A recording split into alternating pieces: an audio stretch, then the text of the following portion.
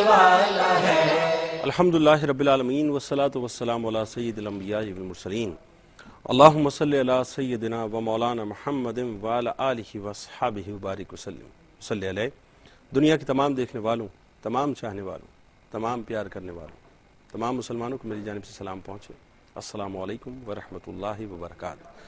سلطان الہند special کے ساتھ ایک بار پھر آپ کا میزبان محمد جنید اقبال حاضر خدمت ہے۔ دو شخصیات ناظرین آج ہمارے ساتھ تشریف فرما ہیں۔ پہلی شخصیت آپ کے ہمارے ہم سب کے نہایت قابل احترام ہیں، ممتاز عالم دین ہیں، بہت خوبصورت گفتگو کرتے ہیں، مدلل گفتگو کرتے ہیں، محترم جناب مفتی شاہ حسین کردیزی صاحب۔ مفتی صاحب آپ کو خوش آمدید کہتا ہوں، سلام عرض کرتا ہوں، السلام علیکم۔ اور دوسری شخصیت ناظرین خاص طور پہ فیصل آباد سے تشریف لائے ہیں اور جامعہ نظامیہ بغداد شریف سے آپ فارغ التحصیل ہیں، ممتاز عالم دین ہیں، بہت خوبصورت گفتگو کرتے ہیں، پیر طریقت ہیں، محترم جناب جمال الدین بغدادی صاحب، مفتی جمال الدین بغدادی صاحب ہمارے ساتھ تشریف فرمائیں۔ تو صاحب آپ کو خوش آمدید، سلام عرض کرتا ہوں، السلام علیکم۔ آج ناظرین جس خاص موضوع پر ہم گفتگو کریں گے اس کا تعلق سلسلہ چشت سے بہت گہرا ہے۔ سما کی جب ہم بات کرتے ہیں، قوالی کی جب ہم بات کرتے ہیں، قول کی جب ہم بات کرتے ہیں، تو تاریخ کے اوراق جب پلٹ کر دیکھا جاتا ہے تو ایک خاص وصف حضرت خواجہ خواجگان خواجہ معین الدین چشتی رحمۃ اللہ علیہ کا یہ کہ جس ماحول میں اور جس سرزمین پہ، جس جغرافیہ پہ آپ آئے اور جس وقت آپ آئے اور جن لوگوں کے سامنے آپ آ کے کھڑے ہوئے، ان کے مد مقابل تبلیغ کے طریقہ کار کو جو آپ نے اپنایا، یقیناً علماء کرام اس پہ گفتگو کریں گے، لیکن اس میں ایک معاملہ ناظرین قول کا یا سما کا آپ کہہ لیجئے بہت اہم تھا۔ آج ہمارے یہاں سلسلہ چشت میں سما کا رواج عام ہے، قوالی کا رواج عام ہے، قول کا رواج عام ہے، اور ہوتا یہ ہے کہ تبلیغ دین کا ایک بہت بڑا کام ان سما کی محافل کے ذریعے سے کیا جا رہا ہوتا ہے۔ بہت سے لوگوں کا اس پہ مختلف انداز سے کلام کرنا ہے۔ کچھ یہ کہتے ہیں کہ صاحب انسان کے ظاہر و باطن دونوں کی تراش خراش کے لیے یہ محافل بہت اہم کردار ادا کرتی ہے۔ کچھ کا یہ کہنا ہے کہ انسان کے باطن کی بہتری کے لیے اور تزکیہ نفس کے لیے اور یوں سمجھ لیجئے کہ مختلف مدارج کو طے کرنے کے لیے روحانیت میں سما کا ایک بہت بڑا کردار ہے۔ ظاہر ناظرین ہر ایک کا اپنا طریقہ کار ہے، ہر ایک کا اپنا انداز ہے۔ تبلیغ دین کا کام ازل سے جاری ہے، ابد تک جاری رہے گا۔ اللہ کے پیغام کو عام کرنے کا جو سلسلہ ہے وہ اسی انداز سے جاری رہے گا۔ میں نے آپ سے کہا کہ ہر ایک کا اپنا ایک انداز ہے۔ سلسلہ چشت کو خاص طور پہ اس حوالے سے بہت منفرد حیثیت حاصل ہے کہ سلسلہ چشت کے اندر سما کی محافل بہت ہی یوں کہہ لیجئے کہ اہتمام کے ساتھ اس کا انعقاد کیا جاتا ہے، اور ظاہر ہے اس کے ذریعے سے تبلیغ دین کا ایک بہت بڑا کام ہو رہا ہے۔ اب سوال یہ پیدا ہوتا ہے کہ جس طریق کو حضرت خواجہ خواجگان خواجہ معین الدین چشتی رحمۃ اللہ علیہ نے رائج کیا، یا ان کے بعد سے لے کر سلسلہ چشت کے جو مختلف مشائخ آتے رہے، انہوں نے کس انداز سے سما کو عام کیا، سما کی محافل کا انعقاد کیا، سما کے ذریعے سے کیا کچھ کام کیا، اور آج جو مروج طریقہ کار ہے اس کو ہم کیسے دیکھتے ہیں، اس پہ آج انشاءاللہ گفتگو کریں گے۔ مفتی صاحب آپ سے بات کا آغاز کرتے ہیں۔ یہ جو پرٹیکولرلی لفظ ہے سما، قوالی بھی کہتے ہیں، پھر ظاہر قول سے ایک سلسلہ چلتا ہے، آپ کیسے دیکھتے ہیں کہ حضرت خواجہ خواجگان خواجہ معین الدین چشتی رحمۃ اللہ علیہ جب اس سرزمین پہ تشریف لائے، کیونکہ تھوڑا سا کنٹروورشل موضوع بھی ہے، ظاہر ہے بہت سی جگہوں پہ اس کی بالکل ایکسیپٹیبلٹی نہیں ہے، اور کہیں اگر ہے تو پھر اس میں کچھ یوں سمجھ لیجئے کہ بیریئرز بنا دیے گئے کہ ان حدود کے اندر رہ کے اگر سما کی محفل کا انعقاد ہو تو ٹھیک، اس سے باہر اگر نکلا جائے تو معاملہ کچھ اور۔ آپ کیسے دیکھتے ہیں کہ جو خواجہ صاحب نے رائج کیا تھا معاملہ وہ کیا تھا؟ بسم اللہ الرحمن الرحیم۔ سما کا آغاز حضرت خواجہ معین الدین چشتی اجمیری رحمۃ اللہ تعالی علیہ کی ذات سے نہیں ہوا، اس سے بہت پہلے کا ہوا، ٹھیک، اور حضرت امام شافعی رحمۃ اللہ تعالی علیہ کا قول ہے کہ علماء حجاز میں کوئی ایک عالم بھی ایسا نہیں ہے کہ جو سما کے خلاف رائے رکھتا ہو۔ ٹھیک، تو عرب جو تھے وہ اس طرف بہت شوق و ذوق رکھتے تھے۔ اب جب عرب شوق و ذوق رکھتے تھے تو ہم حضور اکرم صلی اللہ علیہ وبارک وسلم کی آیت کی طرف جائیں گے، کیونکہ سما جو ہے اس میں دو چیزیں ہوتی ہیں۔ ایک وہ چیز ہوتی ہے جس کو ہم خوشلانی کہتے ہیں، حسن صوت، آواز کی خوبصورتی، اور دوسری چیز جو ہے وہ مزامیر ہوتی ہے، یعنی آلات جو ہیں جن کو استعمال کیے جاتے ہیں ان سے آواز پیدا کی جاتی ہے، جیسے بانسری ہے یا ستار ہے یا رباب ہے یا بربت ہے، یہ چیزیں۔ تو اب یہ دو چیزیں جو ہیں یہ اس میں جمع ہو جاتی ہیں۔ اب سوال یہ پیدا ہوتا ہے کہ عہد رسول صلی اللہ علیہ وبارک وسلم میں یہ دونوں چیزیں موجود تھیں اور اس طریقے سے کوئی اس کی صورت تھی؟ تو اس حوالے سے میں یہ بات عرض کروں گا کہ حضور اکرم صلی اللہ علیہ وبارک وسلم قید میں ہر چیز کی ابتدائی صورت تھی، پھر وہ ترقی کرتی گئی منزل بمنزل اور اپنا جو مرکز تھا اس تک پہنچ گئی، جیسے علم تفسیر تھا، علم حدیث تھا، علم فقہ تھا، جنگ کے طریقہ کار تھے، اب وہ ہر چیز جو ہے وہ بڑھتے بڑھتے اپنی انتہا کو پہنچ گئی ہے۔ تو حضور اکرم صلی اللہ علیہ وبارک وسلم کے عہد کی طرف جب ہم دیکھتے ہیں تو ام المومنین حضرت عائشہ صدیقہ رضی اللہ تعالیٰ عنہ فرماتی ہیں کہ ایک دن دو لڑکیاں تھیں میرے پاس، تو وہ گا رہی تھیں، دف بجا کے گا رہی تھیں۔ تو حضور اکرم صلی اللہ علیہ وبارک وسلم آئے گھر میں اور لیٹ گئے اور آپ نے کروٹ بدل لی، منہ دوسری طرف کر لیے۔ تھوڑی دیر بعد حضرت ابو بکر صدیق رضی اللہ تعالیٰ عنہ تشریف فرما ہوئے تو انہوں نے مجھے ڈانٹنا شروع کیا کہ ادھر نبی علیہ السلام موجود ہیں اور تو نے جو ہے نا ان کو اجازت دے رکھی ہے۔ تو اتنے میں حضور اکرم صلی اللہ علیہ وبارک وسلم نے کروٹ بدلی اور فرمایا کہ ابو بکر ان کو چھوڑو، عید کا دن ہے، عید کا دن ہے، خوشی منا رہی ہیں۔ تو وہ دف بھی بجا رہی ہیں اور آواز سے کچھ پڑھ بھی رہی ہیں، تو دونوں باتیں ہو رہی ہیں۔ حضور اکرم صلی اللہ علیہ وبارک وسلم تشریف فرما ہے تو حضور کے سامنے یہ کام ہو رہا ہے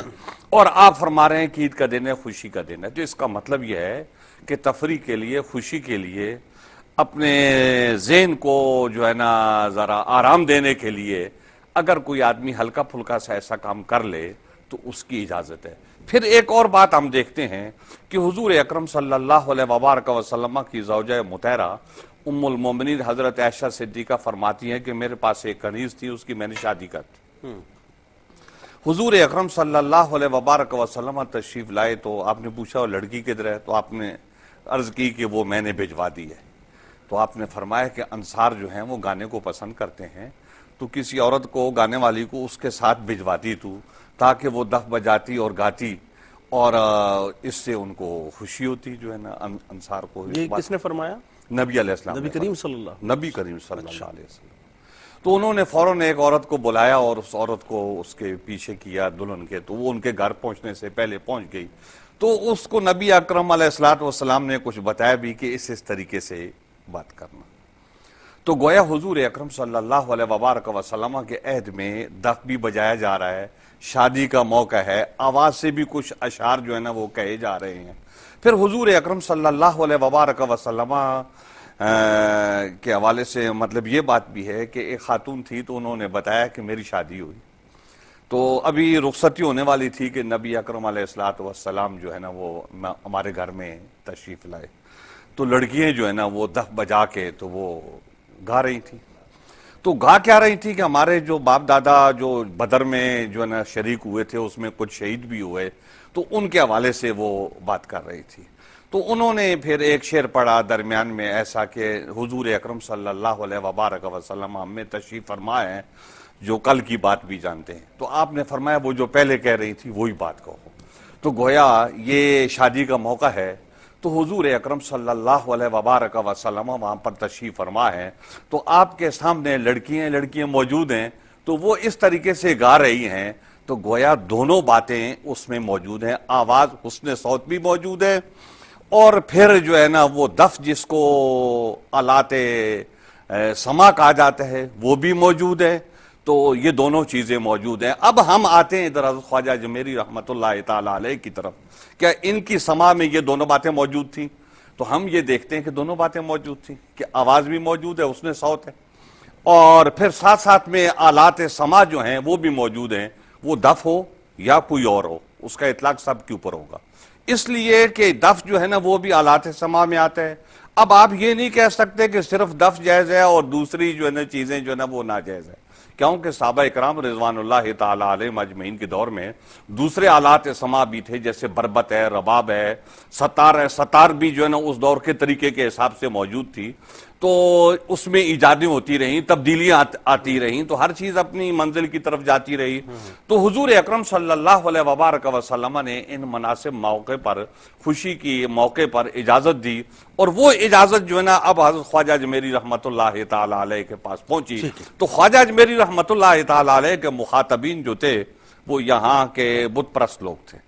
تو وہ بت پرست لوگ تھے تو ظاہر ہے وہ اس چیز کے دل دادا تھے۔ تو حضرت خواجہ اجمیری رحمت اللہ تعالی علیہ نے لوگوں کو جمع بھی کرنا ہوتا تھا، اور پھر جو اس کے بیان کے شعر جو موضوع ہوتے تھے، ان موضوع شعروں کے حساب سے وہ ان کو اسلام کی دعوت بھی دیتے تھے۔ تو اب بات یہ ہے کہ ہم اس قوالی کی بات کریں گے، اس سما کی بات کریں گے جو حضرات صوفیہ کرام کی ہے، اور آگے ہم اسی کے حوالے سے بات کریں گے۔ وہ سما جو لوگ کرتے ہیں عیاشی کے لیے، یا اسلام کو بدنام کرنے کے لیے، یا فحاشی کو پھیلانے کے لیے، ہمارا ہرگز وہ مقصد نہیں ہے، نہ ہم اس کی تائید کرتے ہیں، نہ اس کی حمایت کرتے ہیں، ہم اس کے خلاف ہیں۔ ہم اس سما کی بات کریں گے جو حضرات صوفیہ کرام کی ہے، اور جس طریقے سے حضرت خواجہ معین الدین چشتی اجمیری، اور یہ تخصیص ان کے ساتھ نہیں ہے، یہ پیچھے سے سلسلہ چلا آ رہا ہے، کیونکہ دوسرے مشائخ جو تھے ان کے دور میں بھی یہ چیزیں تھیں، جس نے جیسا مناسب سمجھا ان کو استعمال کیا۔ حضرت جنید بغدادی رحمت اللہ تعالی علیہ تک نے اس کو استعمال کیا ہے اپنی ضرورت کے تک، اور وہ آگے بات آئے گی کیوں ضرورت ہوتی ہے۔ ٹھیک، اس پہ ناظرین بڑی مفصل گفتگو مفتی صاحب نے فرمائی، اور مفتی جمال الدین بغدادی صاحب سے انشاءاللہ کلام کروائیں گے۔ آپ ہمارے ساتھ رہیے گا، ملاقات کرتے ہیں آپ سے ایک مختصر سے وقفے کے بعد۔ آ جائے ہند الولی کا دل سے جو مت والا ہے، اس سے ہے عقلی والا ہے۔ خوش آمدید خواتین و حضرات، سلطان الہند اسپیشل کے ساتھ ایک بار پھر آپ کا میزبان حاضر خدمت ہے۔ جی مفتی صاحب، آپ کیا فرمائیں گے؟ خواجہ صاحب کا جو ظاہر ہے جو ایک مروش طریقہ سما کا ہے، اس کو کیسے دیکھتے ہیں آپ؟ بسم اللہ الرحمن الرحیم، الحمدللہ رب العالمین والصلاة والسلام علی سید الانبیاء والمرسلین۔ پہلے تو بہت شکر گزار ہوں میں آپ کا کہ آپ نے مجھے موقع دیا حضور خواجہ خواجگاں قطب الاقطاب سید الاولیاء کے متعلق کچھ گفتگو کرنے کا۔ سما کے متعلق جنید بھائی آپ نے بہت طویل گفتگو قبلہ شاہ جی سے سنی ہے۔ سما کا لغوی معنی ہے سننا۔ پہلے میں صرف ایک دو باتیں عرض کروں گا۔ مطلق سما کا سننا، سما کا معنی ہی سننا ہے۔ اب اس سے مراد کیا ہے، کون سا سننا حرام ہے، کون سا سننا حلال ہے، جو گفتگو ہماری تھوڑی دیر قبل ہو رہی تھی کہ حضور خواجہ صاحب رحمۃ اللہ علیہ تعالیٰ جو ہیں، آپ کا سما اور جس سما پر کچھ علماء کے فتاوی ہیں حرمت کے، اس سما میں تفاوت کیا ہے؟ ہمیں اس بات کے جاننے کی ضرورت ہے کہ سما دونوں میں کیا فرق کیا ہے، کون سی سما ہے جو حلال ہے، کون سی سما ہے جو حرام ہے۔ اور بالخصوص حضور خواجہ خواجگاں قطب الاقطاب نے جو طریقہ رائج فرمایا ہند کے اندر، اور ایک نہیں، دو نہیں، تین نہیں، لاکھوں لوگوں کو ایک ہی دن میں، ایک ہی وقت میں حلقہ ایمان میں داخل فرمایا، دامن مصطفیٰ کے ساتھ ان کو مربوط فرمایا، وہ طریقہ۔ اب بات یہ ہے کہ اس کے لیے صرف مختصر میں ایک جملہ آپ کی خدمت میں عرض کروں گا۔ کسی شخص نے شیخ سعدی رحمہ اللہ تعالی نور اللہ مرقدہ الکریم سے پوچھا کہ شیخ سما چیست؟ آپ نے ارشاد فرمایا، سما اے برادر بگویم کے چیست، مگر مستمیرہ بدانم کے کیست، گراز برج مانا بود تیر او فرشتہ فرو ماند از سیر او۔ آپ نے ارشاد فرمایا، بیٹا تو سما کی بات کر رہا ہے، سما کا معنی تجھے بتلانے سے پہلے اور اس کے متعلق ڈیٹیل دینے سے پہلے میں تمہیں یہ کہوں کہ پہلے جاننا پڑے گا کہ سننے والا کون ہے، سننے والا کون ہے، اس کے متعلق جاننا پڑے گا کہ وہ کون ہے۔ کہا غرض برج مانا بود تیر او، اگر وہ شخص حق آشنا ہے، معانی آشنا ہے، حقیقت آشنا ہے، اور وہ مجلس سما میں موجود ہے، فرشتہ فرو ماند از سیر او، پھر اس کی اونچائی اور بلندی کو فرشتہ بھی نہیں پا سکتا، اتنی بلندی پر ہے وہ شخص۔ لیکن ارشاد فرمایا اگر کیا ہے، اگر از لاوست، اگر وہ لاو کے اندر مبتلا ہے اور بازی و لاو کا پیکر ہے اور وہ نفس کا بندہ ہے، تو پھر فرمایا کیا ہے، کبھی تر شود لاوش اندر دماغ، پھر اس کے دماغ میں وہ کیفیت جو باطن کے اندر چل رہی تھی یہ سماع سے مضبوط ہو جائے گی۔ اب عرض یہ ہے کہ سماع جو ہے صوفیاء کی سماع، ہم جس مقصد کے لیے یہاں پر بیٹھے ہوئے ہیں اور جس موضوع پہ ہم بات کر رہے ہیں وہ حضور خواجہ خواجگاں کی سماع ہے۔ وہ سماع کی ہم بات نہیں کر رہے کہ جس سے مجھے کوئی ایک مثال بھی پوری اس وقت پوری دنیا میں میری بات پہنچ رہی ہے اور لوگ بات سن رہے ہیں، کوئی ایک مجلس مجھے بتلائیں کسی صوفی کی کہ جو صوفی منسوب ہو کسی اللہ کے ولی کے ساتھ اور اس کی مجلس سماع میں کوئی لاو و لاب کی بات پائی جا رہی ہے۔ سر اس کی وضاحت ذرا سی کریں۔ خواجہ صاحب کی جو سماع ہے جی میں چاہتا ہوں ڈیٹیلڈ اس کی وضاحت، اس کی وجہ میں عرض کروں۔ دیکھیں آپ کا سننے والا، آپ کا دیکھنے والا اس وقت پوری دنیا میں جو آپ کو سن رہا ہے اور دیکھ رہا ہے وہ بنیادی طور پہ یہ جاننا چاہتا ہے کہ سماع بنیادی طور پہ اس کی حقیقت ہے کیا۔ اچھا اس کی وجہ کیا ہے؟ اس کی وجہ یہ ہے کہ جب آپ نیٹ پہ جاتے ہیں، جب آپ مختلف قسم کی ویڈیوز اٹھاتے ہیں تو ہمارے یہاں ایک بہت بڑا مسئلہ یہ کھل گیا ہے کہ فتاووں کی دکانیں کھل گئی۔ اچھا اس کی وجہ یہ بھی ہے کہ بہت سی جگہوں پہ کچھ ایسے اٹیمپٹس ہوئے ہیں سماع کی محافل کے اندر جس کو ایکسپوز کیا جاتا ہے اور ایکسپلور کیا جاتا ہے اور اس کے اوپر تنقید کی جاتی ہے کہ صاحب یہ جو انداز ہے یہ انداز بڑا معیوب انداز ہے۔ جی میں عرض کروں آپ کی قطع کلامی معاف، میں عرض یہ کرنا چاہتا ہوں کہ وہ جو بہت سی محافل کا آپ نے اشارہ دیا ہے ان محافل میں سے کسی ایک کی رہنمائی کوئی صوفی کر رہا ہو یہ بتایا جائے، ان محافل میں سے کہ جن کے اندر کوئی اس طرح کے معاملات ہیں، کوئی ایک صوفی بھی جس کے قلب کے اندر عشق مولا موجزن ہو۔ دیکھیں حضرت خواجہ جمیری رحمت اللہ تعالی علیہ نے جس سماع کو فروغ دیا ہے، ہاں میں یہی چاہتا ہوں، یہ وضاحت ذرا وہ اصل میں دعوت دین کے لیے تھا۔ تو وہ دعوت دین کا ایک اس کا حصہ تھا کہ وہ لوگ جو اسلام قبول کرنے والے ہیں وہ آتے ہیں اور اسلام قبول کرتے ہیں۔ ایک بات کیونکہ اس میں ہوتا کیا ہے، ہوتا یہ ایک تو آلات سماع ہوتے ہیں، ایک خوش آوازی ہوتی ہے، تو اس میں اس خوش آوازی میں وہ قرآن حکیم کے جو مضامین ہیں اس میں شعر کی صورت میں ان کو وہ پیش کرتے ہیں۔ اب آلات سماع میں بھی مفتی صاحب معذرت کے ساتھ بات کرتی ہے، اتنی جدت آ چکی وہ میں ہر ایک مطلب وہ جتنی بھی آلات سماع ہیں وہ ایک میں نے پہلے یہ بات کہہ دی ہے کہ ایک اس کی ابتدائی صورت ہوتی ہے، ایک ہر چیز کی انتہائی صورت ہوتی ہے۔ اب یہ چیزیں بہت ترقی کر گئی ہیں اور بات بہت آگے بڑھ گئی ہے۔ ہم جس سماع کی بات کر رہے ہیں خواجہ اجمیری کے حوالے سے وہ سماع ہے جو اس دور میں جو چیزیں مروج تھیں آلات سماع ان کو انہوں نے استعمال کیا۔ جس طریقے سے حضور اکرم صلی اللہ علیہ وبارک وسلم کے عہد میں جو آلات تھے تو وہ استعمال ہوتے تھے، ان میں سے کچھ حضور اکرم صلی اللہ علیہ وبارک وسلم کے سامنے استعمال ہوئے ہیں اور آپ نے ان کو منع نہیں کیا، آپ نے دف بجانے سے کسی کو روکا نہیں ہے۔ تو لہٰذا جب دف بجانے سے روکا نہیں ہے، خوشی اور مسرت کے موقع پہ، جنگ کے موقع پہ دف بجایا جاتا ہے، جنگ کے موقع پہ دف بجایا جاتا ہے، ڈھول بجایا جاتا ہے، اس کا کیا مقصد ہے؟ اس کا مقصد یہ ہوتا ہے کہ وہ بزدل آدمی کو آلات سماع جو ہے وہ بہادر بنا دے۔ جی کیا فرمائیں؟ حضور میں یہ عرض کروں گا، حضور قبلہ شاہ صاحب نے ایک طرف ایک پوائنٹ جو ہے اس کا آؤٹ کیا ہے، لیکن ایک پوائنٹ ابھی باقی ہے، وہ یہ کہ خواجہ صاحب رحمہ اللہ تعالیٰ کی جو سماع ہے، مروج سماع جو ہے آپ کے ہاں چشتیہ سلسلے میں، اس کے دو فوائد تھے۔ ایک تو فائدہ اس کا یہ تھا کہ ایک چشتیہ شاہ صاحب نے جس کی طرف اشارہ کیا کہ ہند کے اندر جو تھے وہ کفار کی تباہ کی میلان تھا ان مزامیر کی طرف اور باجے کی طرف تھے، اس کے ذریعے خواجہ صاحب علیہ الرحمہ نے لوگوں کو جو کفار تھے ان کو دین کی طرف مائل کیا۔ لیکن اس کا ایک اور بھی بہت بڑا فائدہ تھا، مثال کے طور پر دیکھیں خواجہ صاحب کے بعد آپ کے ہی خلیفہ حضور خواجہ بختیار کاکی رحمہ اللہ تعالیٰ نے اس سلسلے کو ترویج دیا، اور اس دور میں جب آپ خواجہ صاحب رحمہ اللہ تعالیٰ اپنی محافل کا انعقاد کر رہے تھے اور اس میں محفل سماع ہر ایک محفل میں موجود تھی، اس وقت کوئی ہندو موجود نہیں تھا، کوئی کافر موجود نہیں تھا، وہ صوفیاء کرام کی مجالس تھیں، اور بالکل اسی مجلس میں حضور خواجہ قطب الدین بختیار کاکی علیہ الرحمہ کی روح بھی پرواز کر گئی جب قوال نے یہ شعر پڑھا، کشتگانے خنجر تسلیم را ہر زمانے غیب جانے دیگر است۔ تو اس شعر کے ساتھ ہی خواجہ علیہ الرحمہ کہ جو ہے وہ آپ کی کفیت نگفتہ بے ہو گئی اور آپ پر تڑپ تاری ہوئی۔ حقیقت میں کیا ہے کہ سماع کے جو دو فوائد، ایک فائدہ شاہ صاحب حضور نے بیان فرمایا، اور دوسرا بالکل قطعی طور پر وہ ہم اس کو پس پشت نہیں ڈال سکتے کہ سماع جو ہے وہ عارفین کے قلوب میں جو ذوق شوق ہوتا ہے پروردگار عالم جل وعلا کا، اس کو تیز تر کرنے کے لیے جس طرح رنگ جو ریگمار ہوتا ہے اس سے زنگ ختم ہو جاتا ہے، اس سما سے ان لوگوں کے قلوب میں ایک نئی امنگ جاگتی ہے، نیا ولولہ جاگتا ہے، ذوق شوق جو پروردگار یہ تو ہو گیا، یہ تیز ہو جاتا ہے۔ جو آپ بات کر رہے تھے نا کہ آج کل فتاوے جاری کرتے ہیں، وہی مسئلہ یہ ہے کہ 24 صحابہ کرام جو ہیں وہ آلات کے ساتھ جو ہے نا وہ سما سنتے تھے، 24 صحابہ کرام، اس میں جو ہے نا حضرت عبداللہ ابن زبیر بھی ہیں، حضرت عبداللہ ابن جعفر بھی ہیں، حضرت عبداللہ ابن عمر بھی ہیں، اور دوسرے لوگ بھی۔ یعنی آپ کا فرمانا یہ ہے کہ صحابہ کرام کے دور میں جو ہے سما سنا صاحب جو جی ہاں آلات جو اس وقت مروج تھے، جیسے دوف ہے یا کوئی اور چیز ہے، بربت ہے،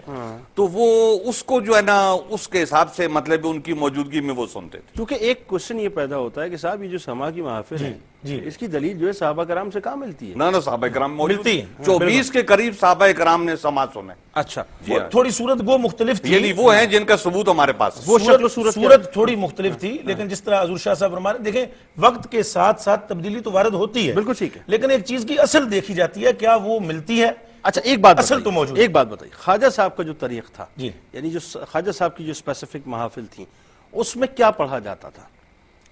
ایسے اشعار پڑھے جاتے تھے کہ جو پروردگار عالم کے عشق میں اور زیادہ قوت بخشتے تھے سننے والے کو، سامع کو۔ سامع جب سنتا تھا تو اس پر کفیات طاری ہو جاتی تھی، مواجید میں مبتلا ہو جاتے تھے لوگ، ان پر وجد طاری ہوتا تھا، اور ان کی جو کفیت باطنی ہے ان کا ایک رب کریم کے ساتھ ایک الحاق ہوتا تھا، اور وہ الحاق جو ہے وہ لفظ میں کبھی بھی کسی صورت میں بھی بیان نہیں ہو سکتا۔ اچھا ایک بات اور بتائیے، آپ سے میں عرض چونکہ بات ہو گئی تو ذرا جی۔ سا میں چاہتا ہوں، کیونکہ میرا بنیادی طور پہ اس پروگرام میں اس گفتگو کا مقصد یہ ہے کہ لوگوں کو جو کنفیوژنز ہیں وہ تھوڑی سی کلیئر ہو جائیں۔ جی جی خواجہ صاحب کی ظاہر گفتگو ہو رہی ہے، ان کا ایک جو آپ طریق بیان کر رہے ہیں بالکل اپنی جگہ صحیح ہے۔ دو تین باتیں مختصر کیونکہ وقت بہت کم ہے، کہ ہمارے یہاں دیکھیں ایک ضبط کی کیفیت ہے، ایک شخص کسی محفل میں جا کے بیٹھا ہے اور ظاہر ہے اگر اس کے قلبی کیفیت جو ہے یا اس پہ قلبی واردات ہوتی ہے تو ایک جو صوفیہ کی میں ٹرم میں سمجھنا چاہتا ہوں، طفل مکتب ہوں، کہ ایک ضبط کی کیفیت ہے۔ اب وہی بات ہے کہ اس ضبط کی کیفیت جب آشکار ہوتی ہے تو پھر انسان کسی اور کیفیت میں جاتا ہے، پھر وہ راز کھلتے ہیں، پردے کھلتے ہیں، واٹ ایور جو بھی معاملات۔ ہمارے یہاں بنیادی طور پہ آپ کیا سمجھتے ہیں کہ مروج جو اس وقت جسے ہم سما کہہ رہے ہیں، جس کے اندر واٹ ایور ایک تو نظر پیش کرنا ہے، نظرانہ پیش کرنے کا ایک طریقہ ہے، اور ایک طریقہ یہ ہے کہ ہم جو آج کل جو نوٹ باقاعدہ لوٹاتے ہیں، تو جو ڈیکورمز کا فرق آ گیا ہے، آپ کیا سمجھ رہے ہیں کہ یہ صحیح ہو رہا ہے، غلط ہو رہا ہے؟ یہ دیکھیں، یہ اس کو پیسے دینا، قوال کو جو یہ بات مطلب گاتا ہے پڑھتا ہے جو ہے اس کو پیسے دینا، یہ میرا خیال پرانے زمانے میں نہیں ہوگا، یہ بات کا دور ہے، لیکن یہ ایک اگلے کا شکریہ ہوتا ہے کہ اس نے اچھی بات کی، ہم نے اس سے اچھی بات لی، تو اس کے بدلے میں ہم اس کو ہدیہ پیش کرتے ہیں۔ ایسے پیش وہ آپ چاہیں تو اس کے اوپر پھینک سکتے ہیں، جو جذب میں ہوتے ہیں وہ اس کے اوپر کھڑے ہو جاتے ہیں، ایسے نوٹ پھینکتے ہیں، چاہے تو آپ پیش کر دیں۔ اب وہ بعض اوقات ایسا ہوتا ہے ہمارے معاشرے میں 2-4 آدمی مل کے اس کو وہ کرتے ہیں، تو یہ ایک طریقہ کار ہے، یہ خواجہ اجمیری کی محفل میں اس کا ہونا ضروری نہیں۔ اچھا، اس گفتگو کرتے ہیں، آپ اگر اجازت دیں بریک سے لوٹ کے انشاءاللہ آپ کی طرف آتے ہیں۔ ناظرین ظاہر ہے یہ موضوع ایسا ہے کہ اس پہ میں عرض کر رہا ہوں کہ وقت بہت کم ہے، لیکن کوشش کروں گا کہ اس کے کچھ ایسے پہلو جس پہ عوام الناس جو ہیں وہ پزلڈ بھی ہیں، پریشان بھی ہیں، اس کا ایک صحیح ڈائنامکس آپ کو پتہ چل جائے کہ بنیادی طور پہ سما ایکچول ہے کیا۔ ہمارے ساتھ رہیے گا، ملاقات ہوتی ہے آپ سے ایک مختصر وقفے کے بعد۔ آ جائے ہند ولی کا دل سے جو مت والا ہے، اس سے ہے انگازی اور کملی والا ہے۔ خوش آمدید خواتین و حضرات، سلطان الہند اسپیشل کے ساتھ ایک بار پھر آپ کا میزبان حاضر خدمت۔ اچھا مفتی صاحب ایک بات بتائیے، ابھی بھی میں بہت ناقص علم رکھتا ہوں، لیکن میں نے ابھی بھی دیکھا چند ایک خانقاہیں ایسی ہیں کہ جہاں پر آج بھی آپ سما سننے کے لیے جائیں تو وہاں پر سما کی ترتیب اور اس کا انتظام انصرام اور پھر جتنے ڈیکورم اور جتنے اہتمام کے ساتھ اس سما کو جو ہے وہ پڑھا جاتا ہے یا اس کو پیش کیا جاتا ہے یا اس کو سنا جاتا ہے یا جس انداز سے نظر پیش کی جاتی ہے، تو آپ یقین مانیے دل کو بڑا اطمینان ملتا ہے کہ یہ بھی ڈیکورمز آج موجود ہیں۔ ایسا نہیں ہے کہ سارے محافل جو سے خالی ہو گئی ہیں، لیکن وہی بات ہے کہ جو مروج طریقہ کار ہے اس پہ آپ کیا فرمائیں گے کہ کتنا آپ کو جو ہے فرق محسوس ہوتا ہے؟ جی میں عرض کروں گا، اصل میں یہ جو جن مزارات کی آپ نے بات کی ہے ان کا تعلق بالیقین اپنے مشائخ کے ساتھ ہے، وہ 2 4 5 10 واسطوں سے حضور خواجہ خواجگاں کے ساتھ بالکل ایسا، بلکہ آپ دیکھیں گولڈن شریف کی بات کریں، آپ تاجی خانقاہ کی بات کریں میوہ شاہ میں، یا اس کے علاوہ کئی خانقاہیں ہیں جہاں پر احباب جو ہیں یہ منسوب ہیں حضور خواجہ خواجگاں بالکل ایسا، بالکل ایسا، اور یہ خانگاہیں ایسی ہیں کہ آج بھی بالکل اوریجنل طریقے سے جیسے ان کے مشائخ نے ان کی تربیت کی ہے ایگزیکٹلی اس کے بالکل مطابق یہ چل رہا ہے، بالکل ایسا، اور دیکھیں آپ اسی لیے وہاں پر دل کو اطمینان ملتا ہے اور اسی لیے وہاں پر روح کو بالندگی نصیب ہوتی ہے۔ بالکل ایسا۔ ایک بات بریک پہ جانے سے پہلے آپ نے فرمائی تھی کہ نذرانے کی، جس طرح قبلہ حضور شاہ صاحب نے فرمایا تھا، میں عرض کروں گا آپ کی خدمت میں کہ یہ نذرانہ قوالوں کو خود حضور خواجہ فرید الدین گنج شکر مسعود علیہ رحمہ نور اللہ مرکزہ الکریم آپ خود دیا کرتے تھے، ٹھیک ہے، سماعت سنا کرتے تھے، اور آپ کا یہ مشہور واقعہ جو حضور سلطان الاولیاء شیخ المشائخ شاہ نظام الدین اولیاء دہلوی نور اللہ مرکزہ الکریم کا بیعت کا واقعہ ہے کہ جب آپ نے اس ابو بکر قوال سے حضور خواجہ کا تعارف زبانی سنا تھا اور حضور خواجہ بہاؤالدین زکریا ملتانی کی گفتگو سنی تھی، تو آپ کو شوق دامنگیر ہوا کہ میں اس مرد کلندر کی زیارت کروں کہ جس کی یہ اتنی توصیف بیان کر رہا ہے قوال۔ تو پھر آپ دلی سے بیعت ہونے کے لیے یہاں تشریف لائے، تو آپ جب تشریف لائے تو بیعت ہوئے، اور وہ واقعہ یہ تھا نذرانے والا کہ اس قوال نے سامنے بیٹھ کے کچھ اشعار سنائے حضور خواجہ فرید الدین گنج شکر مسعود علیہ رحمہ کو، تو آپ کے پاس اس وقت کوئی دراہم و دینار نہیں تھے، اس وقت جیب میں کوئی شے نہیں تھی، تو آپ کے پاس کھجور کی گٹلیاں تھیں، 7 گٹلیاں تھیں غالباً، وہ آپ نے گٹلیاں اس کو قوال کو عطا فرمائیں، تو قوال نے بڑے تعجب سے کہا کہ یہ گٹلیاں ہیں، ان کا میں کیا کروں گا، میں نے تو اپنے بچوں کا پیٹ پالنا ہے، تو مجھے تو کچھ پیسے چاہیے۔ اچھا آپ کا مائک تھوڑا سا پرابلم کر گیا ہے، میں اب رکیں، مائک ابھی درست کروا دیتے ہیں، وہیں سے کنٹینیو کریں گے۔ اچھا مفتی صاحب یہ فرمائیے کہ یہ تو ایک بات ظاہر ہے ابھی دوبارہ میں ریپیٹ کرواؤں گا، لیکن آپ کیا سمجھتے ہیں کہ جو طریقہ کار اس وقت رائج ہے اس میں کیا بہتری آنی چاہیے کہ ایگزیکٹلی وہ جو سلسلہ چشت کا طریقہ کار ہے، وہ جو خواجہ صاحب کا طریقہ کار ہے، اس سے جا کے یہ معاملہ مل جائے؟ دیکھیں بات یہ ہے، سماعت شروع ہوتی ہے تو سب سے پہلے قرآن حکیم کی تلاوت کی جائے، بالکل ٹھیک ہے، اور اچھے سے قاری صاحب جو ہیں خوش الحانی سے تلاوت کرتے ہیں، ہونا چاہیے، جی ہونا بھی چاہیے، اور ہے بھی یہی ہے۔ اور پھر اس کے بعد جو ہے نا وہ قوال شروع ہوتے ہیں، تو وہ اشعار پڑھتے ہیں، وہ غزلیں پڑھتے ہیں کہ جن میں اللہ جل جلالہ کی محبت جو ہے جس سے اس کو فروغ ملے، کیونکہ ان سب چیزوں کے اثرات جو ہے نا وہ آدمی جو سننے والا ہوتا ہے اس پہ پڑھتے ہیں، وہ آلات کے بھی پڑھتے ہیں، ان کے بولنے کے بھی پڑھتے ہیں، اور پھر مفہوم و معنی کے بھی پڑھتے ہیں۔ تو وہ یہ چاہتے ہیں کہ اس کے اندر جو ہے نا عشق و محبت خداوندی کی آگ جو ہے نا وہ بڑھکے، اور وہ اس کو جو ہے نا وہ بیدار کرنا چاہتے ہیں اس کی قوتوں کو، تاکہ اس کے وہ آگ بڑھکنے کی وجہ سے اس کی وہ قوت بیدار ہو جائے۔ تو حضرات مشائخ چشت جو ہیں اس طریقے سے جو لوگ ان کے پاس آتے تھے ان میں وہ ان کے دلوں میں عشق الہی کی آگ کو روشن کرتے تھے، یہ ان کا طریقہ کار تھا۔ کیونکہ جب اشعار غزلیں پرانے فارسی شعراء کی اور اردو شعراء کی پڑھی جائیں گی تو اس سے یہی ہوگا کہ اگلے کے دل میں ایک ہیجان پیدا ہوگا، اور جب ہیجان پیدا ہوگا تو پھر اس وقت وہ چھلانگے لگا لگا کے اپنی منزلوں کی طرف جاتا ہے، اور وہ گریں اس کی کھل جاتی ہیں کہ جو ویسے نہیں کھل سکتی۔ تو اور مشائخ کا ایک طریقہ کار یہ ہے، دوسرا طریقہ کار یہ ہے کہ مشائخ اس کے اوپر توجہ دیتے ہیں، ذکر و فکر سے ان گروں کو کھولتے ہیں، ان بند شریانوں کو کھولتے ہیں اور اس کو بلندی کی طرف لے کے جاتے ہیں، یہ ان کا طریقہ کار ہے۔ لیکن سب سے آسان طریقہ کار جو ہے وہ عشق و محبت والا ہوتا ہے، تو یہ سماع کے ذریعے وہ لوگوں کے دلوں میں اس کو بیدار کرتے ہیں، اس کو فروغ دیتے ہیں اور اپنی بات کو وہ آگے بڑھاتے ہیں۔ آپ اپنی بات وہ جو مکمل فرما رہے میں عرض کر رہا تھا کہ اس قوال نے آپ سے 5 یا 7 وہ کھجور کی گٹلیاں لی، اور اس نے عرض کیا کہ تو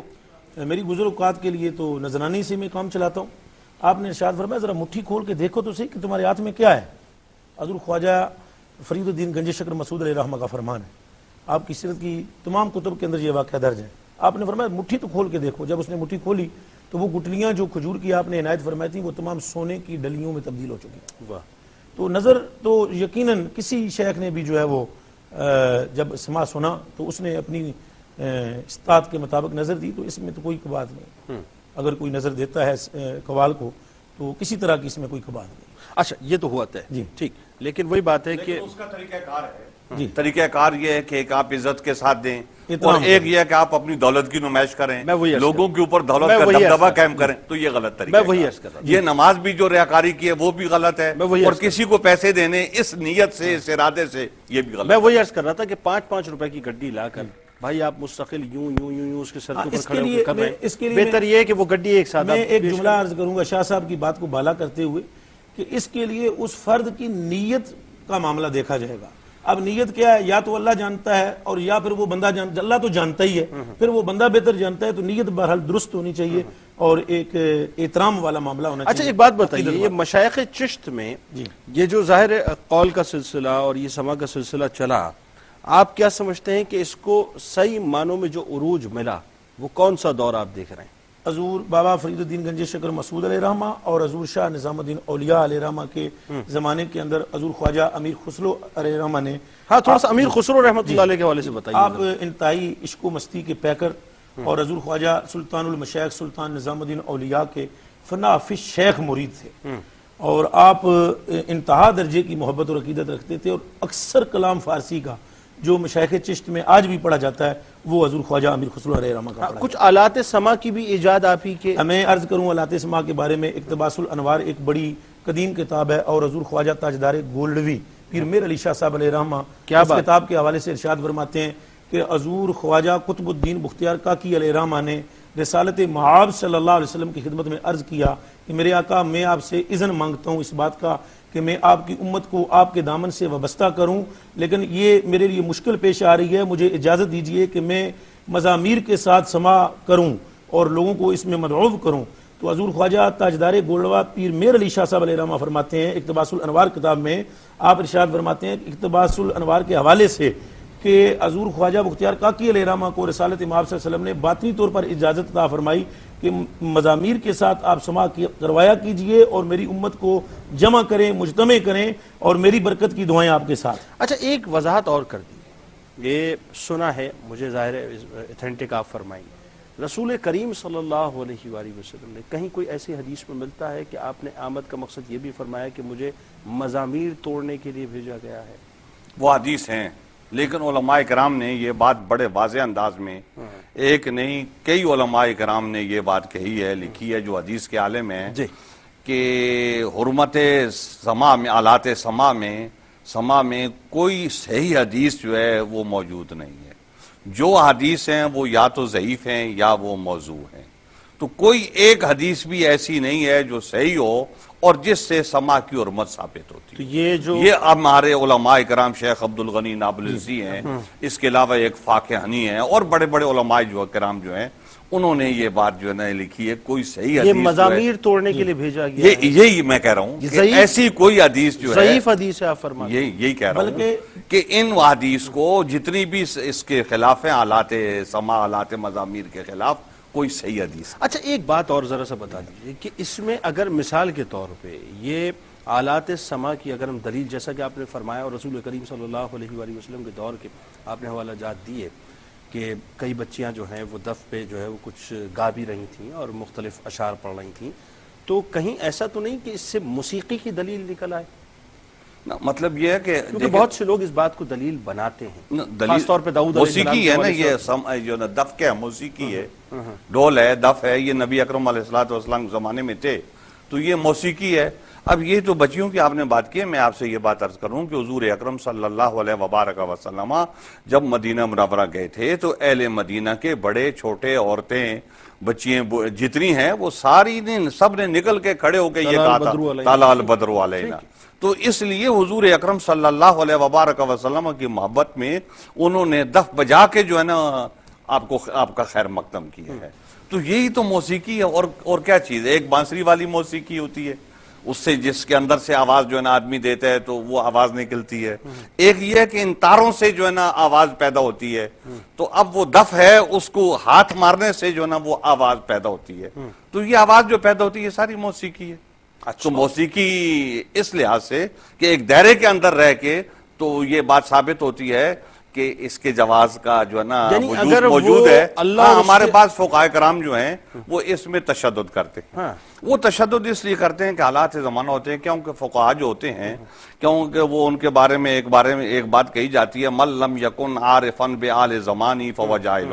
کہ جو اپنے زمانے کے حالات سے واقف نہیں ہوتا وہ جاہل ہوتا ہے. تو فقیہ جو ہوتا ہے وہ اپنے زمانے کے حالات سے واقف ہوتا ہے. تو اس لیے بعض لوگوں کی بے اعتدالیوں کو دیکھ کے تو وہ ذرا شدت کرتے ہیں یہ نہیں کہ اس کی حقیقی طور پہ اس کی اہمیت کا وہ نظر آنا. بالکل ٹھیک. ظاہر ہے ناظرین علماء کرام کا پرسیپشن آپ نے سنا. ہمارے ساتھ رہیے گا, کچھ اور گفتگو ملاقات کریں گے آپ سے ایک مختصر سے وقفے کے بعد.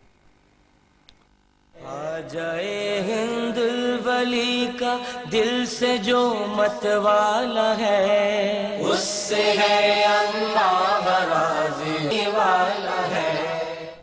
حضرات, سلطان الہند اسپیشل کے آخری سیگمنٹ کے ساتھ ایک بار پھر آپ کا میزبان حاضر خدمت. جی مفتی صاحب, آپ بریک سے قبل کچھ بات فرما رہے تھے.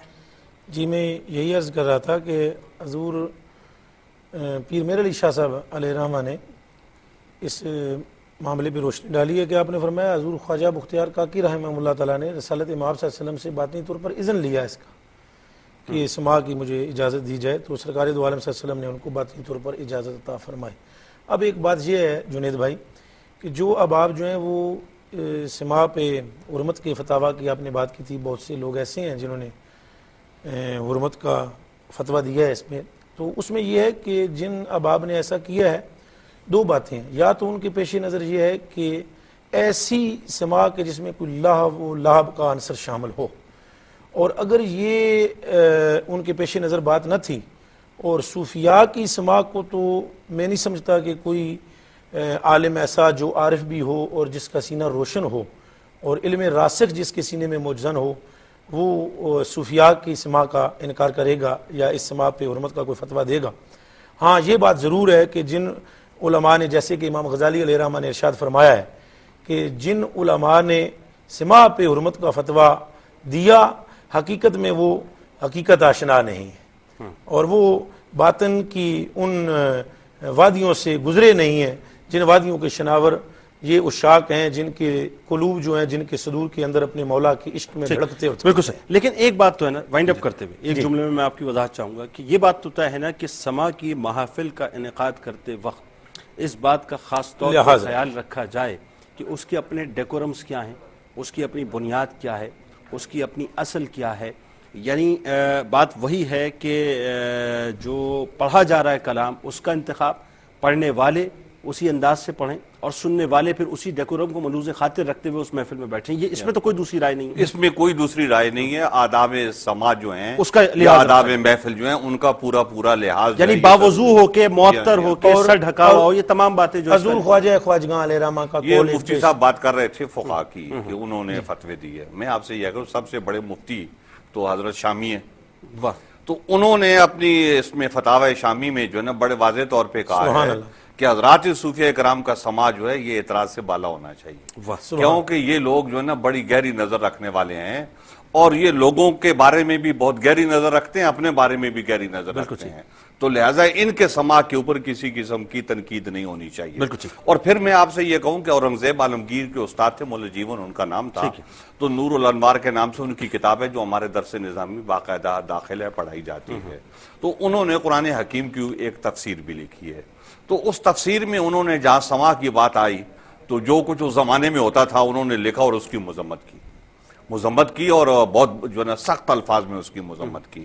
اور پھر حضرات صوفیہ کرام کے سماع کی بات کی اور اس کو انہوں نے خراج تحسین پیش کیا اور اس کو جائز قرار دیا اور اس کی اہمیت کو واضح کیا. تو اس لیے یہ دونوں باتوں میں فرق رکھتے ہوئے یہ اس کے اوپر بات ہوگی. آوارہ لوگ جو کچھ کرتے ہیں تو اس کو حضرات صوفیہ کرام کے کھاتے میں ڈال دیا جائے اور پھر بولا جائے کہ سماع ایسی ہے, تو یہ بات غلط. حضور خواجہ خواجگان کی شرائط کے مطابق سماع ہو, زمان, مکان, اخوان, وقت جو ہے نماز کا نہ ہو, اور مکان یعنی مسجد کے قریب بھی آپ محفل سماعی منعقد کرتے تھے, اور اخوان جو غیر نسبت بندہ وہ اس کو مجلس میں نہ بیٹھنے دیا جائے, تو بس سماع. آپ کا بہت شکریہ, آپ دونوں آپ کا اس پروگرام میں آپ تشریف لائے. ناظرین, بہت سی کنفیوژنز آج اس پروگرام میں یقیناً آپ کو کلیئر ہوئی ہوں گی. بات صرف اتنی سی ہے کہ یہ طے ہے کہ ظاہر ہے جو اس وقت سماع کی شکل ہے اس پہ کلام بہت ہے, لیکن یہ بھی تو طے ہے نا کہ جو شکل حضرت خواجہ خواجگان خواجہ معین الدین چشتی رحمۃ اللہ علیہ نے رائج کی بر صغیر پاک و ہند میں, وہ شکل یقیناً بالکل مختلف ہے. سوال صرف یہ پیدا ہوتا ہے کہ جس سماع کے ذریعے سے آپ نے تبلیغ دین کا کام انجام دیا, جس سماع کے ذریعے سے, جس قول کے ذریعے سے, جس قوالی کے ذریعے سے لاکھوں افراد دائرہ اسلام میں داخل ہوئے, اس کی اگر اصل کو ہم تلاش کرنے کی کوشش کریں تو یقیناً وہ آج کے سماع سے بہت مختلف نظر آتی ہے. لیکن یہ بھی طے ہے ناظرین کہ جیسا کہ میں نے دوران گفتگو یہ حوالہ دیا کہ آج بھی کئی خانقاہیں ایسی موجود ہیں کہ جہاں پر اگر آپ جا کر ان سما کی محافل کا انعقاد دیکھیں تو آپ کو نظر آتا ہے کہ واقعی ایک رنگ اس سما کے اندر موجود ہے۔ سوال صرف یہ پیدا ہوتا ہے کہ راستے مختلف ضرور ہو سکتے ہیں، یہ بالکل طے بات ہے کہ راستے مختلف ضرور ہو سکتے ہیں، لیکن منزل کا تعین ایک ہی ہے۔ ہر ایک نے اسی منزل کی طرف جانا ہے، اسی مرکز کی طرف جانا ہے، اسی محور کی طرف جانا ہے کہ جس محور کو، جس مرکز کو ہم اللہ اور اس کے رسول صلی اللہ علیہ وآلہ وسلم کا مرکز و محور کہا کرتے ہیں۔ بس یہ کام ہے ناظرین، اور یہ کام اسی انداز سے جاری رہے گا۔ آپ جہاں کہیں بھی موجود ہوں، کوشش یہ کریں کہ ہمیشہ مثبت باتوں کو اٹھایا کریں، منفی باتوں سے اجتناب کریں۔ کہیں کوئی کنفیوژن ہے، کوئی بات ہے تو علماء کرام سے رجوع کریں، ان سے گفتگو کریں، اور علماء وہ جو وسیع النظری کے ساتھ اور وسیع القلبی کے ساتھ آپ کو ہر مسئلے کی وضاحت بتائیں کہ بنیادی طور پہ یہ مسئلہ کیا ہے اور اس کی وضاحت کیسے ہو رہی ہے۔ اس دعا، اس امید، اس یقین کے ساتھ اجازت دیں کہ اللہ تبارک و تعالیٰ آپ کا، ہمارا، ہم سب کا حامی ناصر ہو۔ اللہ حافظ۔ اے ہند